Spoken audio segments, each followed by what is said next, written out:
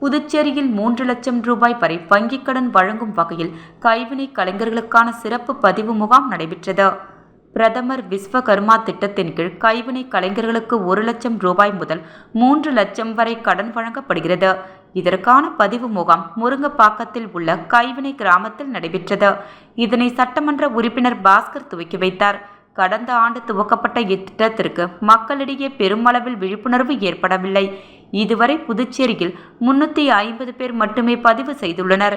கைவினை தொழில் உட்பட 18 தொழில் செய்பவர்களும் இதில் இணைக்கப்பட்டுள்ளனர்.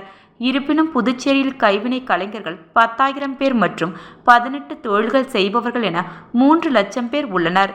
இவர்கள் அனைவரும் இத்திட்டத்தை பயன்படுத்திக் கொள்ள வேண்டும் என்பதற்காக விழிப்புணர்வு முகாம் மற்றும் பதிவு முகாம் நடைபெற்றது.